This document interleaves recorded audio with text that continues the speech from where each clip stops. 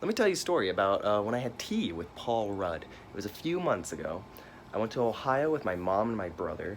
My girlfriend Skylie went with me, and we went to Cedar Point one day. One of the greatest amusement parks in the world, has the second fastest roller coaster in the world, I believe, the Top Thrill Dragster. Anyways, we were about to ride that, and she had to go to the bathroom. So that's the kind of thing you want to do before you ride a kind of ride like that, you know.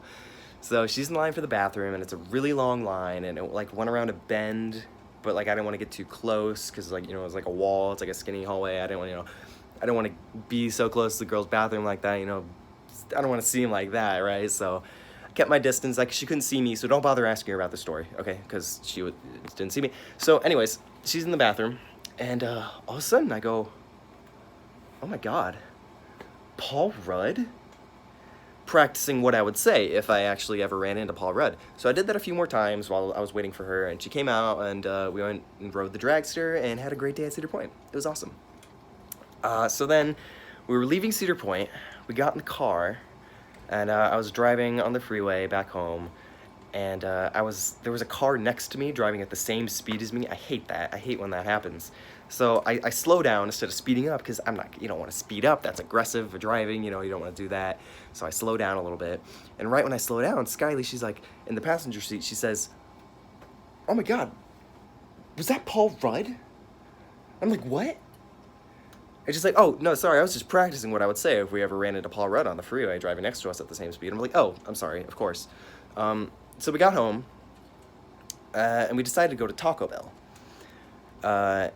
Next to my house, because I lived right behind a Taco Bell. I mean, like right behind, like the neighborhood was right behind. So we were in the drive-thru. She gets a number 10 with a Baja Blast, and I got my two Loco Dorito, what are they, the Dorito tacos, and I got two of the Cool Ranch nacho cheese, that's all I was doing. So anyways, we're picking up the food from the window, and I look at the guy, and I'm like, oh my God, Paul Rudd?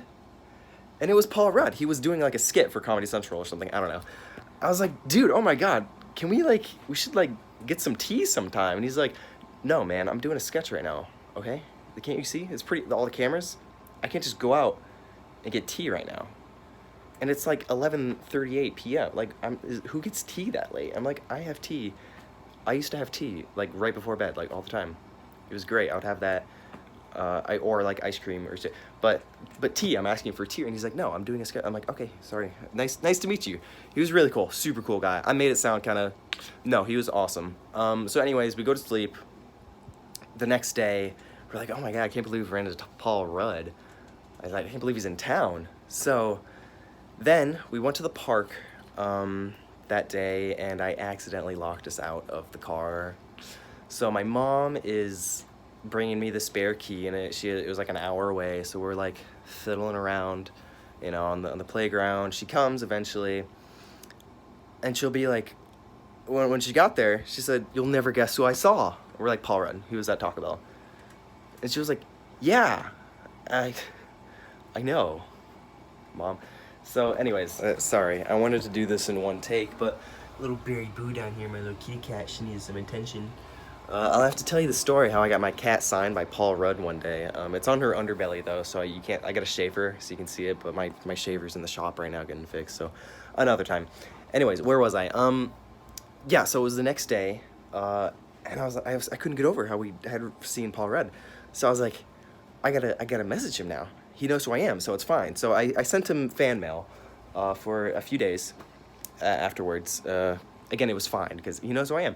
So eventually he replies, and he says, Taco Bell customer 4379, it was great to see you.